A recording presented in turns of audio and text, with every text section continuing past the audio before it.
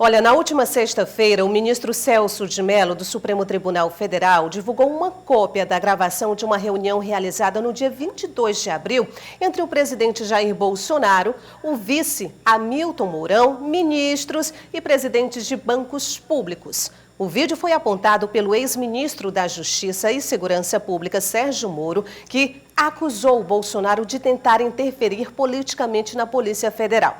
Eu separei um trechinho desse vídeo, trecho onde o presidente Bolsonaro fala da falta de informação por parte da Polícia Federal. Confira. E eu não vou esperar o barco começar a afundar para tirar água. Estou tirando água e vou continuar tirando água de todos os ministérios. Do cante é isso. A pessoa tem que entender. Se não quer entender, paciência, pô. E eu tenho o poder e vou interferir em todos os ministérios, sem exceção. Eu não posso ser surpreendido com notícias. Eu tenho a PF que não me dá informações. Eu tenho as inteligências das Forças Armadas que não têm informações. A BIM tem seus problemas. Tem algumas informações. Só não tenho mais porque está faltando, realmente, temos problemas. Aparelhamento, etc. Mas a gente não pode viver sem informação. E me desculpe, o serviço de informações nosso, todos, são uma vergonha, que eu não sou informado. E não dá para trabalhar assim, fica difícil. Por isso, vou interferir. E ponto final, pô. Não é ameaça, não é uma extrapolação da minha parte, é uma verdade. Bom, como eu disse, só um trechinho do vídeo que foi liberado na última sexta-feira sobre esse assunto, até para a gente poder entender melhor o que está acontecendo e principalmente o que pode acontecer daqui para frente. Eu vou falar agora ao vivo com o advogado criminalista, também professor de Direito Penal e Processo Penal, Jader Máximo. Oi, doutor, muito bom dia para o senhor, seja bem-vindo ao Bom Dia News. Bom dia. Eu agradeço pela oportunidade para esclarecer esse ponto polêmico que foi da reunião ministerial, que foi divulgada pelo ministro, autorizada a divulgação pelo ministro, e agradecer primeiramente à JUSP e a oportunidade aqui de poder abordar esse tema. Então, doutor, depois que o Supremo Tribunal Federal divulgou o vídeo da reunião ministerial realizada no último dia 22, como eu falei agora há pouco, muita gente fez juízo, claro, de acordo com o ponto de vista de cada um, dessa queda de braço entre o ex-ministro Sérgio Moro e o presidente Bolsonaro. Na minha opinião, e claro, de muita gente também, nesse vídeo não foi dito nada que o presidente Bolsonaro não já tenha dito, inclusive, para a própria imprensa, para a própria mídia. E a opinião do senhor, esse vídeo ele pode comprometer o presidente, como disse o ex-ministro Sérgio Moro? Então, sobre a questão do vídeo, gerou bastante polêmica, porque a saída do então ministro Sérgio Moro foi vinculada, foi motivada, como ele próprio publicou na imprensa, em razão da interferência do atual presidente na Polícia Federal. Já o presidente argumentava que a saída do Moro não era verdade, essa alegação do Moro, que o presidente só lhe estava alterando a equipe GSI, o Gabinete de Segurança Institucional, que é responsável pela segurança do presidente, do vice-presidente e seus respectivos familiares. No tocante ao vídeo em si, não é possível concluir que de fato houve uma interferência do presidente na Polícia Federal. Mas é sempre importante frisar que a Polícia Federal é um órgão de Estado, não é um órgão de governo, e ela tem que ter autonomia para exercer suas funções institucionais. Agora, sobre esse veredito, vou chamar veredito final, quem deve dar agora? Até porque se aguarda que a Procuradoria-Geral faça uma denúncia, né, oficial do presidente Jair Bolsonaro ao Congresso. Mas agora, o próximo passo, qual seria após a liberação desse vídeo, doutor? O que ocorre? Em infrações penais, como forma de disciplina na Constituição Federal, em infrações penais, a Polícia Federal investiga o presidente e o Ministério Público, através do Procurador-Geral da República, o chefe maior do Ministério Público, é que compete oferecer a denúncia. E aí quem processa é o Supremo Tribunal Federal. Mas para o Supremo Tribunal Federal processar, ele depende da autorização da Câmara dos Deputados. 2/3 da Câmara dos Deputados tem que votar favorável à acusação, certo? Nas infrações penais comuns.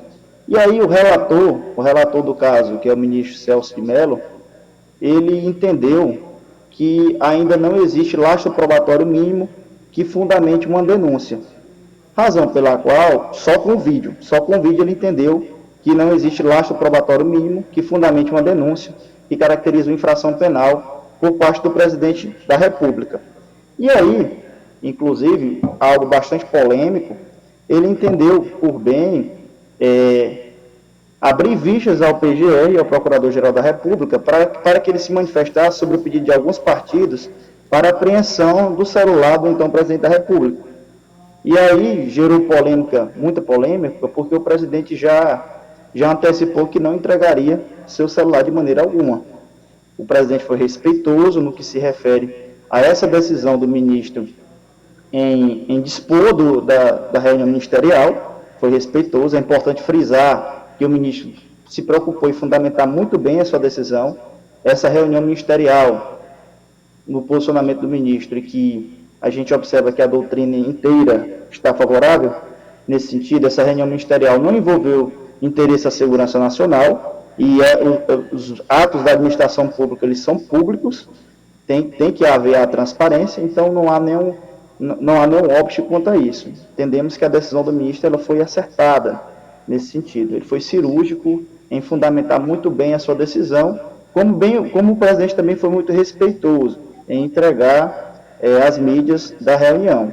O ministro só teve o cuidado, o zelo de cortar algumas partes que envolviam estados estrangeiros, mas no tocante a toda a reunião, ele disponibilizou e publicou isso, como podemos ver aí nos noticiários. Agora, doutor, já consta na Câmara dos Deputados dezenas de pedidos de impeachment ao presidente Jair Bolsonaro. Dependendo de possíveis novas provas surgirem, pode complicar ainda mais essa situação, ou seja, dependendo do que surgir pela frente, a gente pode dizer que o presidente caminha cada vez mais nessa trilha do impeachment, sim ou não? Então, sobre impeachment, eu entendo que o presidente, de certa forma, com algumas posturas, algumas palavras, ele infringiu a lei 1079 de 50, foi recepcionada pela nossa Constituição, e praticando aí crime de responsabilidade. Só recordando, tentando esmiuçar que, em que pese ter o nome crime de responsabilidade, não é um crime, é uma infração política administrativa praticada pelo presidente da República, e quando ele participa de atos com aglomerações de pessoas em que a ideologia é fechar o Congresso Nacional, é fechar o Supremo Tribunal Federal, ele está atentando contra o livre exercício do poder legislativo, o livre exercício do poder judiciário. Isso configura um crime de responsabilidade, presente no artigo 85, inciso 2, a ideologia nesse artigo, mas disciplinado pela legislação infraconstitucional na lei 1079 de 50. E aí o crime de responsabilidade teria um procedimento um pouco diferente, pois quem julgaria o presidente do crime de responsabilidade, a gente se deparou com isso na época da Dilma, da presidente Dilma, quem julgaria seria o Senado Federal. O Senado Federal julgaria o presidente. A acusação seria aceita também na Câmara dos Deputados, nós nos deparamos isso na época da Dilma Rousseff, ela seria aceita por 2/3 dos deputados, e o Senado Federal que se encarregaria de julgar o presidente por crime de responsabilidade. Só recordando que quando é aceito e vai até o Senado, o presidente ele fica afastado, né, por 180 dias, ele fica afastado por 180 dias. Então, a situação do presidente para crime de responsabilidade, ela está, no meu contexto, do meu ponto de vista, está mais caracterizada do que a infração penal. E aqui eu não estou abordando aqui a falta que o presidente tem em relação à liturgia do cargo. Infelizmente, palavras de baixo calão, palavrões, são desferidas ali, a gente pode notar isso. Não estou falando quanto a isso, uma maneira como ele se posiciona, até porque então ele está sendo bem coerente com o que ele foi durante toda a campanha. Eu estou me referindo à questão mesmo do presidente, como a gente pode ter notado, participar de movimentos, e até então está sendo investigado fomentar movimentos através de alguns deputados que são apoiadores do governo, para que fechem o Congresso Nacional, aliás, para que fechem isso, o Congresso Nacional, a Câmara dos Deputados, e que fechem o Supremo Tribunal Federal. Doutor, vários pontos, vários momentos nessa reunião ministerial chamaram a atenção. E eu separei mais um trechinho onde o presidente ele chama a atenção do até então ministro da Justiça, Sérgio Moro, para que alguns prefeitos e governadores, em relação ao que eles vêm fazendo, de, por exemplo, autorizar a polícia a prender quem desobedecer os decretos municipais e estaduais. Eu convido o senhor para acompanhar junto comigo mais um trechinho desse vídeo que foi separado pela gente. Senhor ministro da Justiça, por favor.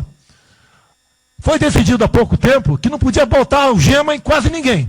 Por que estão botando algema em cidadão que está trabalhando, ou mulher que está em praça pública, e a justiça não fala nada? Tem que falar, pô. Vai ficar quieto até quando? Ou eu tenho que continuar me expondo? Tem que falar, botar para fora, esculachar.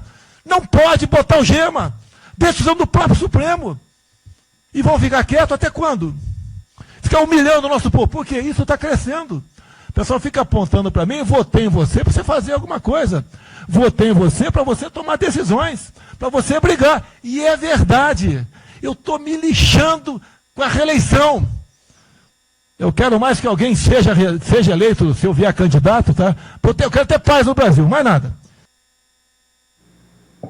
Bom, doutor, exemplos a gente tem aqui bem próximo, já aconteceu uma situação de prisão de um comerciante ser algemado aqui em Teresina, repercutiu no país inteiro e o presidente não é de agora, já há algum tempo ele vem se mostrando favorável não só à reabertura do comércio, mas claro, de uma forma gradual, desde que as medidas de segurança sejam obedecidas, enfim, ele repudia esse tipo de atitude. Repito, alguns prefeitos e alguns governadores vêm pregando através de decretos. Qual a opinião do senhor, qual a opinião da Justiça em relação a esse ponto específico? Bem, quanto a essa fala do presidente, eu tenho um posicionamento no qual eu entendo. Eu acho que numa situação de pandemia em que um novo vírus aí está atacando o mundo, é um inimigo invisível, em que se não tem uma cura, um tratamento ainda eficaz contra ele, a prevenção que o mundo inteiro está utilizando é o isolamento social, é a prevenção.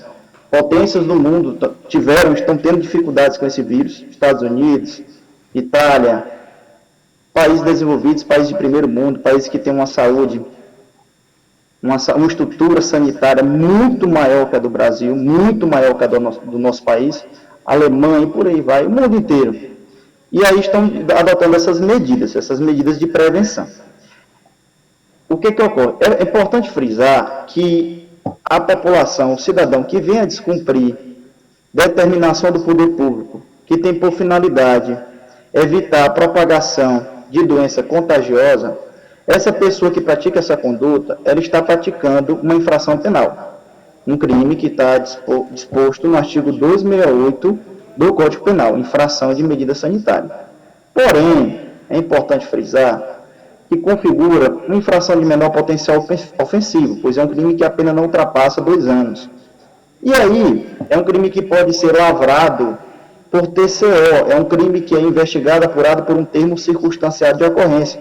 E no contexto do nosso Estado, algo que foi muito criticado, mas que existe, no contexto do nosso Estado, a própria Polícia Militar, ela pode lavrar o termo circunstancial de ocorrência.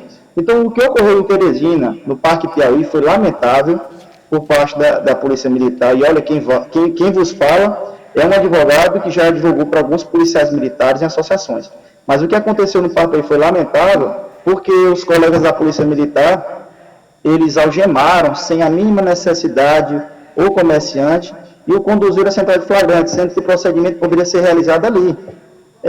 O TCO ele é lavrado e se a pessoa, assim, afirmar o delegado, a autoridade policial, e no caso a Polícia Militar tem essa competência no Estado do Piauí, se ele afirmar que vai comparecer aos atos do eventual processo, a pessoa é liberada. Não havia a mínima necessidade, realmente nós temos uma súmula vinculante 11, do STF que limita em casos excepcionais o uso da algemas, e não era aquele caso, e aconteceu isso. Então, no tocante a isso, o presidente está coberto de razão, acredito que realmente foi uma ação muito infeliz, tanto é que foi repudiada pelo próprio prefeito municipal, o próprio prefeito Teresina, o governador do estado, enfim, então tomaram uma posição contrária à ação dos policiais. Aqui eu também não quero crucificar os policiais, mas não foram felizes na sua conduta. E esses decretos, tanto por parte do governo do estado como por parte das prefeituras, eles têm legitimidade, eles têm autonomia, como gestores municipais e estaduais, de adotar as medidas de prevenção. Inclusive o lockdown, que é o mais extremo, dessas medidas de prevenção. Agora, sim, não dá para concordar, não sei se passa esse trecho, mas não dá para concordar na parte que o presidente diz que a população tem que estar armada para lutar por seus direitos, para evitar uma ditadura, que é fácil estar numa ditadura no nosso país. Aí, sinceramente, não dá para concordar com essa parte que o presidente defende o armamento civil, para que as pessoas irão lutar, tem que lutar. Enfim, não dá para concordar com essa parte. Exatamente, doutor. Trechos bem polêmicos, enfim, a reunião ela é bem extensa e como o nosso tempo também aqui é corrido, eu vou finalizar essa conversa com o senhor, só para atualizar o telespectador, estou conversando com Jader Máximo, ele que é advogado criminalista e professor de processo penal e direito penal também. Doutor, mais uma vez, muito obrigada por sua participação, tenho certeza que muita gente agora conseguiu ter um pouquinho mais de claridade e entender melhor o que está acontecendo na política maior do nosso país. Muito obrigado, um ótimo dia para o senhor.